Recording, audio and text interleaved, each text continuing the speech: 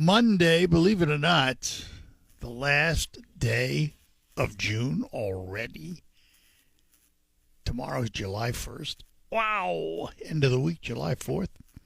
Time flies. I want to have just a moment here to issue some thank yous. I want to thank the folks at Dow, at Outlier, the women of the LPGA, the Midland Country Club, and the Outlier staff that I got to work with last week at the LPGA tournament. A great event for this region, and it pumps a lot of money into the region and adds to the quality of life of the region with such a prestigious tournament. So I just wanted to thank everyone involved. They make you feel really welcome when you're there, and it's really quite the event, to say the least. This was the 6th year for it, so next year goes into number 7. All right, later on, after the 10 o'clock news, we'll talk to Craig Goslin for a little bit about the recent NHL draft and the Saginaw players that were drafted.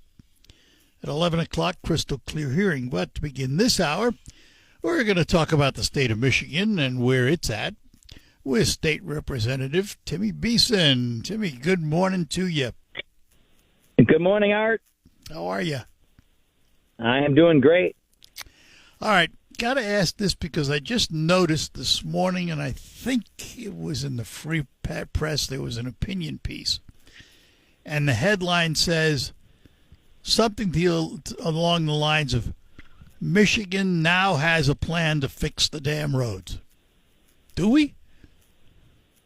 So, coming up this week, we stayed late last week on Thursday. We do have a plan to fix the road at the House, with a House, and we've talked about it along with our school aid budget, trying to get that all passed this week.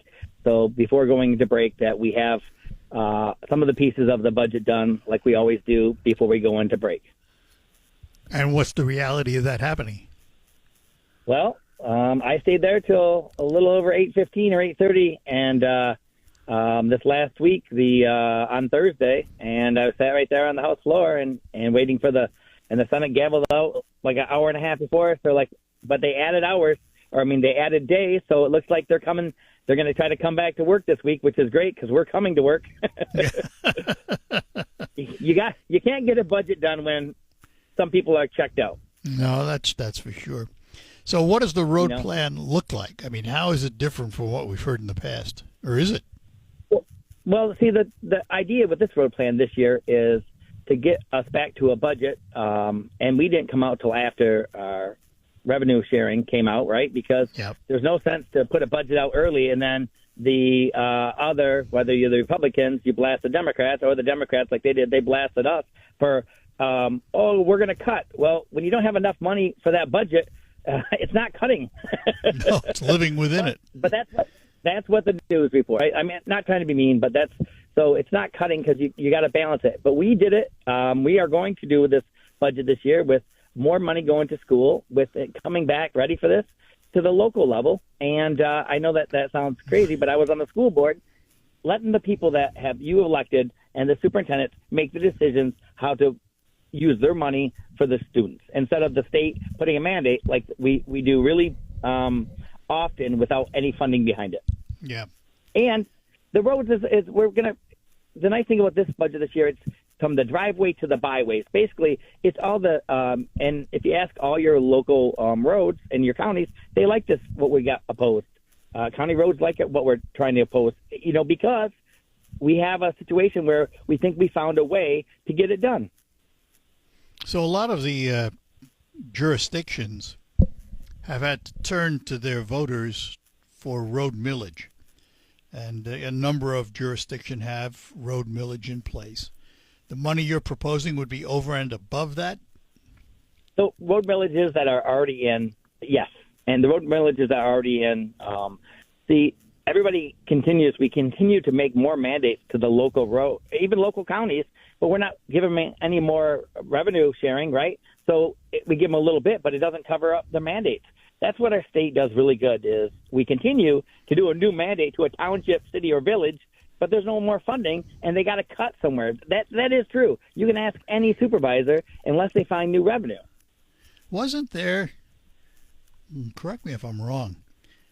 Something in my mind tells me at one time there was I don't know if I would call it a prohibition, but there was restrictions on unfunded mandates. There was a time, but not the last 2 years.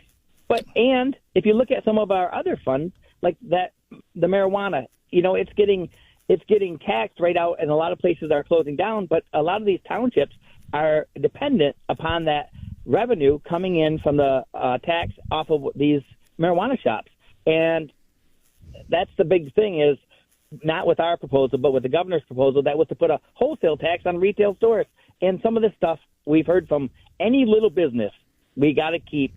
Every business we got to keep, because it's, small businesses are the backbone of the workforce. So we've got to keep them.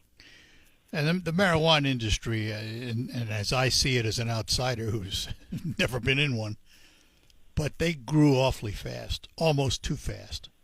And competition is driving some of it, isn't it? Well, that, and the other thing is now it's not just competition. We have a problem with hemp coming into our state, and there's a way that people can get it right now. And even though it's not THC, even though it's not the want it, coming in a different way, a different form, right to your house, and it's not going through our Michigan shops, and that makes a void right in some of their revenue. I'm trusting you because I have no idea. It's like one of those subjects business that I don't pay attention to enough. Me neither, but I got to tell you, we got to keep these businesses open and the revenue coming for the small business, because they gainfully employ a lot of people. And I've already seen the regulation wipe out the meat shops, and you're seeing more and more of them close, especially after COVID. We can't find suppliers, and it's basically it's like a niche, and that's really bad when we don't have those stores to walk into. And then on top of that, the minimum wage has gone up. So how is small business doing? You were a small businessman. You understand it. How is it doing? I still am a small business. I'm still licensed, and I've always been licensed. I just moved my location. But I don't have employees anymore because I can't afford them. Like, it's tough to be a niche and make enough money in retail, especially in the whole meat, produce, groceries. There's not very many there's not a big markup there, right? And trying to figure out how you fit in after COVID that's it. And we need to support any business that is willing to try it after COVID, because they are like mini economies. They have all of it's kind of just like the state, but it's done at a lot smaller scale. Do you have amongst your colleagues support for small business? Do you sense that there is support for that segment of industry in this state? I totally do, except for right now at the top, and at the top right now with the governor, she says a good story, but she doesn't come from the small business world. She comes from the nonprofit, and that's a problem, because we need the small businesses, and we don't have a senator that I can work with. So yeah. It is any movement in that area? If I could predict it, I say that she's not going to call it to the first of the year. So whoever has to run for that position will have to run one time in a special election, and then one time again, and it's just going to cost a lot of money and make the constituents mad, because you're going to have double the airtime in the same year. Think about how many more TV ads are going to happen. Yeah. Well, of course, in the industry, that's a boon, but because of the cost. But anyway, I just you're right. You're right. I don't even want to look at it that way. I just want to look at it from the standpoint that we are 270,000 some odd people without representation in the state Senate, and we deserve it. So. And you forgot the main part there, the taxation that we're still paying. Well, yeah, it's taxation without representation. All right, hang on. I got to take a break here, and we'll be back. We're talking to State Representative Tim Beeson. And let me take a moment to talk about McDonald Ford in Freeland, my car dealer. A couple of things I want to talk about. First of all, this time of year, as you are well aware, things like allergies can be serious. I mean, it's tough to get around it. Well, McDonald Ford has an answer for your automobile. We talked about this a number of months ago, and it's called FrigiFresh. FRIGI-FRESH, FrigiFresh. It's something they put into your air conditioning system, and it kills mold, mildew, pollen, things that are allergens that, cause you to suffer. So consequently, it takes your automobile and disinfects it. And it's only $20. Takes less than 10 minutes for the treatment. You do not need an appointment. It's called FrigiFresh at Quick Lane, right next to McDonald Ford in Freeland. Just stop in, as I mentioned. No appointment necessary. $20 and 10 minutes, and you're on the way in a disinfected car, so your allergies won't be bothered. While you're there, don't forget that employee pricing is still on from Ford till the 6th of this month, which I think is Sunday. So you have this week pretty much to take advantage of that employee pricing from the Ford Motor Company. McDonald Ford, M47 in Freeland, and Quick Lane right next to McDonald Ford, all part of the same property. Stop in, get your FrigiFresh today.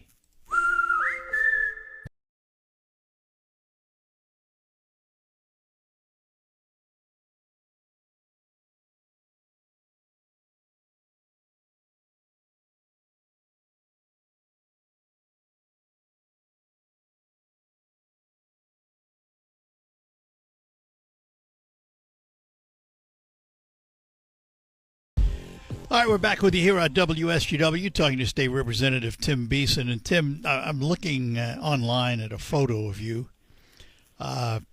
This has to do with the hearing on the DNR and accountability.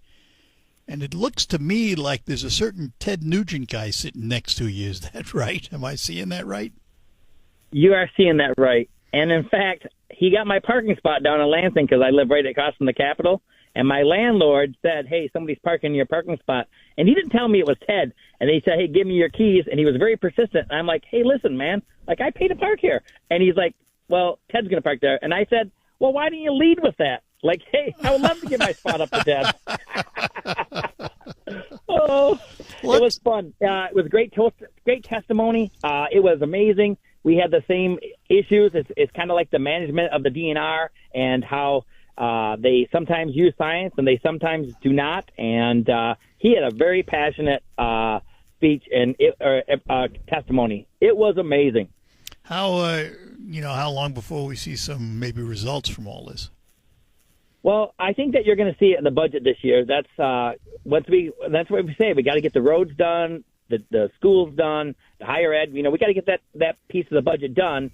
And like we've done in the past, and when we had split House and Senate and the governor, and this is something we got to get done this week. And then we will work on that. But I'm going to tell you, there's some nice things coming down for people that are hunting and the people that feel that the DNR have treated them unfairly. And I see a change coming. Let me ask, we talk about all of these things that need to be done. The state revenue estimates came out. Everybody was talking in the area before that of $84 billion, something like that. What did the revenue show? Did the estimates hold up? So we got to get the budget down to around 80 billion, not 84. And if you look even at that's the thing is trying to say and put that budget out too early, and then you realize you don't have that much money. Somebody's got to you got to readjust, right, and compromise. It isn't about cutting, but of course that's the headlines, right? Yeah. Like, oh, you're going to cut this, you're going to cut that, oh, you're taking away. I'm like, no, we in our new school program They're like, you're taking away. I'm like, no, we are funding it. We are letting the people that are ahead of that board, of the school board, decide where they want to fund, right? From the people that come to those school boards, we're putting it back into the parents, and that's what we want to do. One of the issues last budget was the fact that money was removed for mental health. Yeah, is that coming back now, or is that discretionary to the school boards? No. How is it going to work?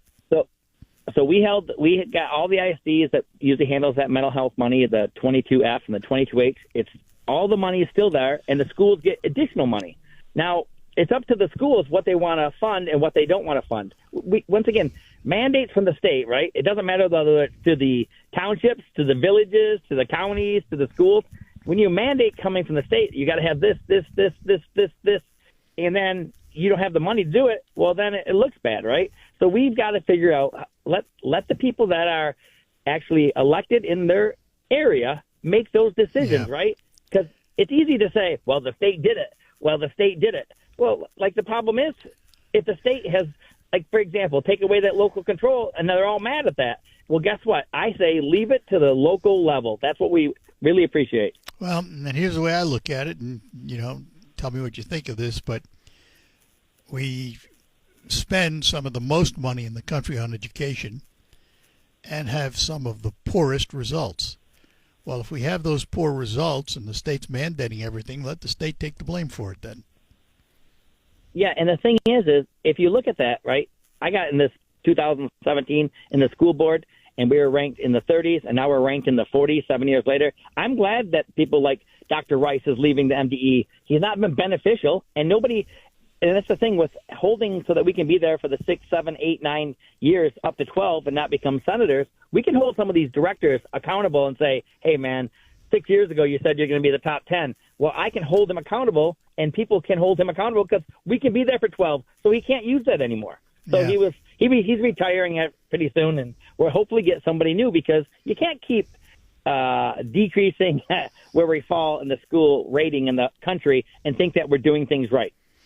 A couple of other things that have been talked about, money for law enforcement and public safety. Where are we with that? So on the House side, we are for increasing that for public safety. Even in the school budget, we made the resource officers a mandate. And you're like, well, why? You just talked about how you don't want mandates. And mental health and police officers, we need them for situations because we want to keep our young people safe. You wouldn't believe the amount of police we have down in Lansing just to keep us safe and what's around the governor, but we're not going to do it for our schools. That's just not right. Tim, let me ask you something else that you're involved in. We talk about small business and protecting small business. How about protecting the consumer? I know that's something that's on your list. So with that being said, right, we, as a small business, I was actually in where they take all the consumer calls. I went through that department in DIFS, and it was kind of cool because I got to see, and I asked them, who's got the best insurance? Because they're taking all those calls and handling all those claims and listening to the customer, which I say the constituent, but the customer complain or feel like they got shorted or not. So those people are very valuable in the state of Michigan, and consumer protection is important, especially when they come to work and not have a hybrid where they can talk to each other in the office. Yeah. And we got to be careful, right? The overregulation of some of the laws, like if you look at some of the meat laws, we're the third line of defense. Okay, wait a minute. The business shouldn't be a line of defense. That should be at the state level, right? Mm-hmm. And when the business is pushed in to that extra regulation, then I say, wait, that is not the license doesn't say, oh, by the way, you have to do this, this, this, and this. And they add more things to it every year for rulemaking for small businesses, and we make it overwhelming in the state of Michigan. We got to get better. All right. So in conclusion here, you guys are working on the budget. What items do you see you'll have agreement with the governor on and should be able to get it through the Senate? And what items are going to be obstacles? I think just trying to get this done this week is going to be an obstacle because some people have checked out and, you're dealing with House members, we have to get reelected every 2 years. Senators, right, do not have that same situation. So people are already, and some of them are at the end of the term, and that's something to be said. Like, see when people vote, who's showing up, who's checking in, because that does matter. Missing votes, because it does screw up everything. Because if you're not there and you're the tying vote, well, you're not really the tying vote if you're not going to show up to work. Yeah.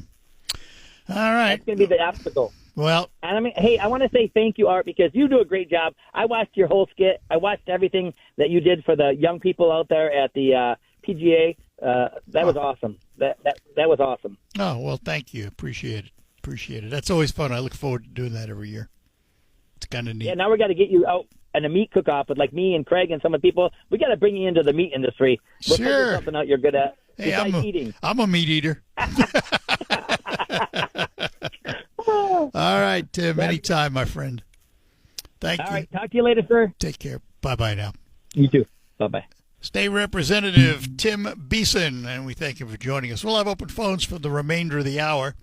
989-752-6111 is the number to call. We'll get you answered as quickly as we can and get conversation going, and all of that is ahead.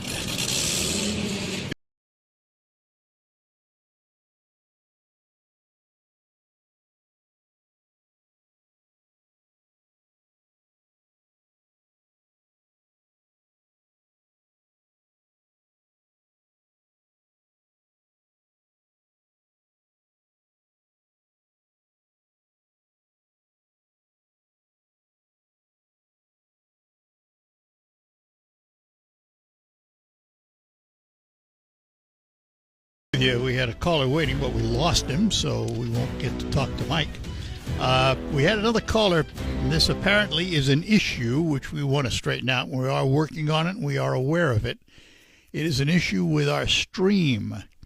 And what the caller suggested was when he goes online to listen to the stream, he presses on Listen Live and gets a list of stations in Alaska rather than us, So until that's fixed, there is a temporary workaround.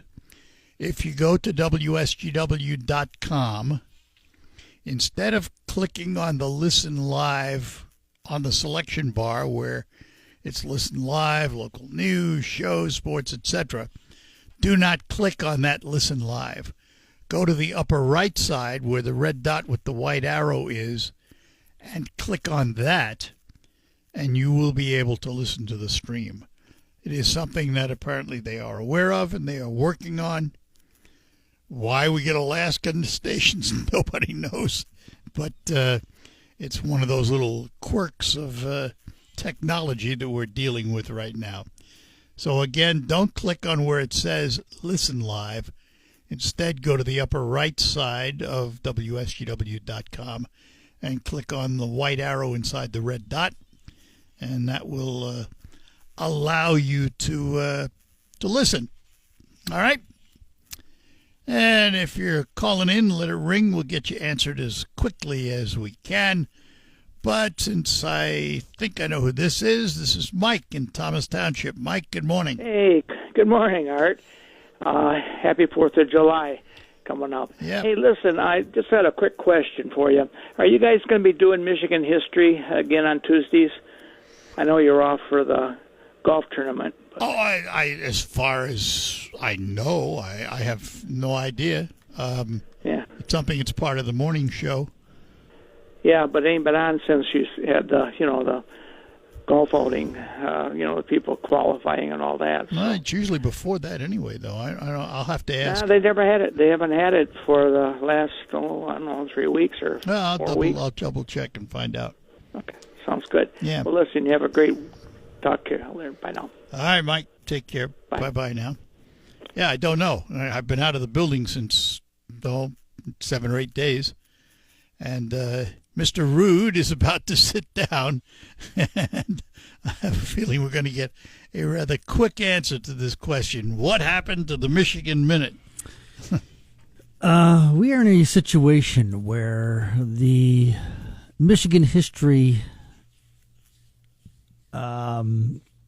has ceased production. Oh. Okay, well, that would explain why we don't carry it.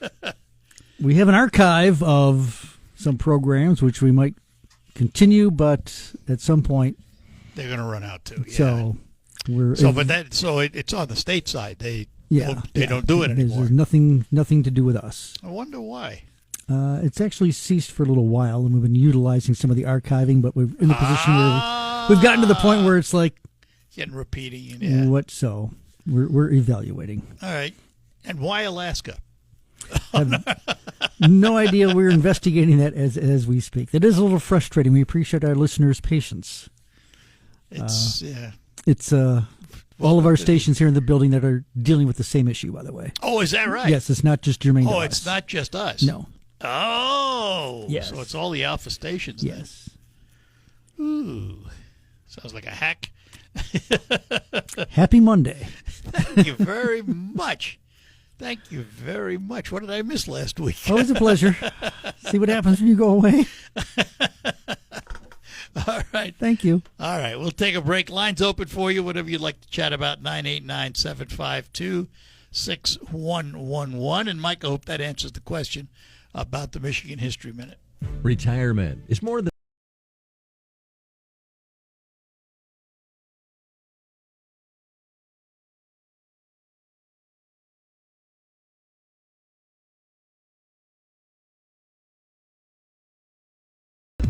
We're back with you here on WSGW. Art Lewis Show for this Monday morning, final day of June. I pulled this out of the Free Press this morning because it just caught my attention. Do you know, I don't know if you're aware of this story or not. You know, we've just suffered through, we had some excruciating heat early on, like in May. Early last week, the index was over 100 in most places. And we're still on the warm side. Do you know that in 1816, Michigan didn't have a summer?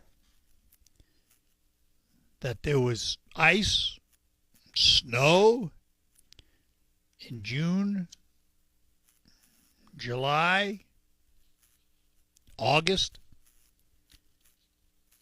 It was a year with frost, ice, and snowfall. Residents were wearing heavy coats, mittens, and boots, warming themselves by the fireplace. In 1816, it was known as the year without a summer. And it would leave everybody in rather strange territory. Can you imagine in August, ice and snow? Wow. In 1816, for example, in Detroit, according to this story, ice formed every month of the year. So there was ice in June, there was ice in July, there was ice in August. Unbelievable. 1816. And I don't know, I haven't gone far enough to know if they've determined what the cause was. But I will have to do a little research to find out. It would have a negative effect on crops, on food supplies. Wow. Can you imagine that? I can't. I mean, it's bad enough in the winter to have that, but June, July, and August? Wow. Let's talk to Carol in Sheridan. Carol, good morning to you. Good morning, Art. One thing, I won't get into this big, beautiful bill and all this garbage. Hey, anyway, when the Chicago fire, they mentioned the Chicago fire was 1817, I think. And, there was a fire at Prestigio, Wisconsin, and very, very few people heard of it. It was almost the same day as that, and it never rained all summer. And then there was all these slashings because they had cut, the timber and left the slashings. And then the fire went through Pistacho, Wisconsin, and there was actually a tornado along with a fire. Oh. And I think there was like 800 people died in that. And there